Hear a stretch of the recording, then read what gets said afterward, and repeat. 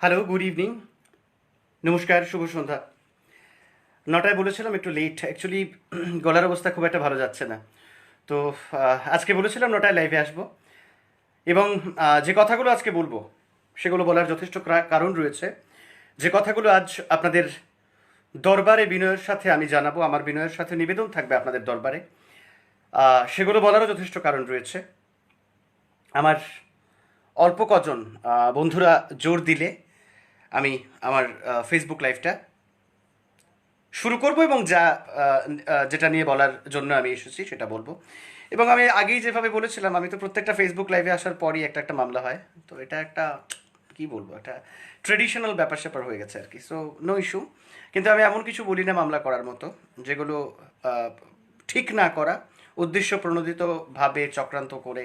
ধরুন কারোর নামে কিছু বললাম না আমি, এবার সেই ব্যক্তি গিয়ে থানায় দাবি করে আমাকে বলেছে, আমাকে বলেছে, আমাকে বলেছে। আরে আমি তো নামই বলিনি কারোর। তারপর যদি কেউ দাবি করে আমাকে বলেছে, আমাকে বলেছে, আমাকে বলেছে, তো জানি না এর কী মামলা টামলা হবে। আমি তো কারোর নাম বলিনি, আমি কাউকে বলিনি এমন কিছু। যাক, আজকে যেটা বলবো, আমাকে একজন বিধায়ক বলছিলেন, আহ, বিধায়ক বলতে আমার খুব শ্রদ্ধার সম্মানের, শাসক দলের, অবশ্যই বিজেপি দলের বিধায়কই।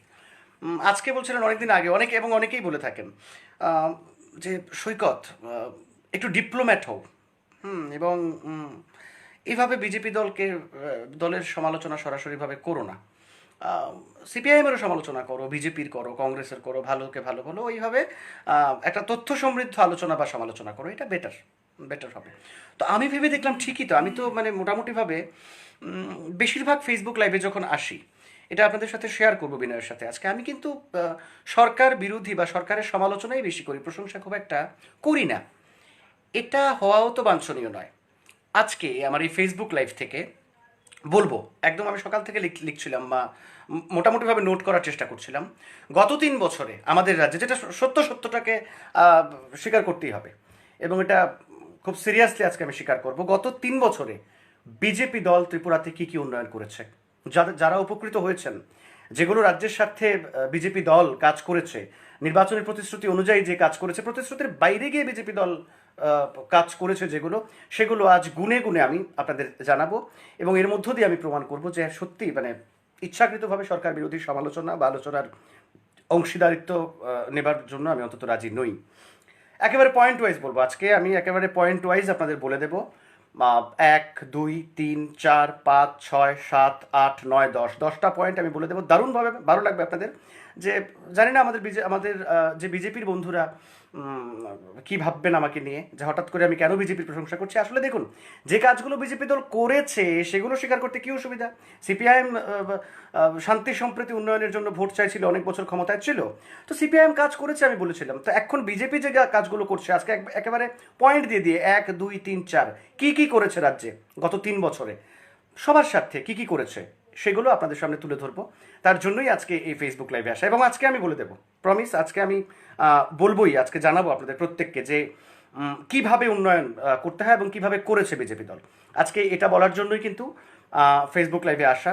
অনেকেই বলে থাকেন যে আমি কেন এটা বিজেপি কি কাজ করেছে সেগুলো আমি কেন বলি না, তাই আজকে আমি ভাবলাম যে না, এটা ভুল, এটা বলা উচিত।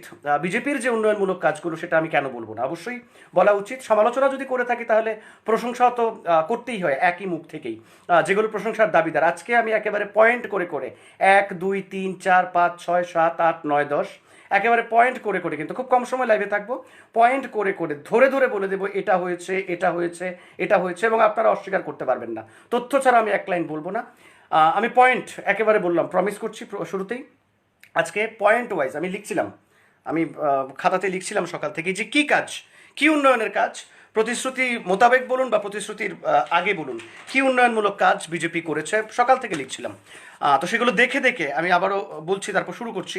খুব কম সময়ের মধ্যে লাইভটা শেষ করে নেব। দেখে দেখে 1, 2, 3, 4 করে করে আমি বলবো যে কাজগুলোর দ্বারা রাজ্যের মানুষ উপকৃত হয়েছে এবং বিজেপি দলকে, শাসক দলকে সাধুবাদ জানাতে হয় যে নির্বাচনী প্রতিশ্রুতি তো হয়েছে, তার বাইরেও কিছু কাজ হয়েছে। এটা এটাই আমার মনে হয় সুষ্ঠু গণতন্ত্রে হওয়া উচিত। সমালোচনার পাশাপাশি যেগুলো প্রশংসার, বিজেপি দলের যেগুলো শুভ উদ্যোগ, সেগুলো আমরা কেন বলবো না, আমি বলবো। এবং আজকে পয়েন্ট ওয়াইজ 1, 2, 3, 4, 5, 6, 7, 8, 9, 10 এভাবে বলবো। দেখুন, এতক্ষণ বললাম কিন্তু বিজেপি দল কি করেছে। তো সকাল থেকে দেখুন কি লিখলাম পেপারটা, অ্যাকচুয়ালি খারাপ পাবেন না, আমি চেষ্টা করছিলাম বিজেপি দল কি করেছে এই 3 বছরে সেটা বলার, কিছু লিখতে পারছিলাম না, সরি, খারাপ পাবেন না, আমি আপ্রাণ চেষ্টা করছিলাম বিজেপি দল 3 বছরে রাজ্যের জন্য কি করেছেন, একেবারে 1 2 করে করে বলতাম, সকাল থেকে শুরু করে রাত অবধি আমার দ্বারা হলো না, আমি ক্ষমা প্রার্থী। থ্যাংক ইউ, শুভরাত্রি।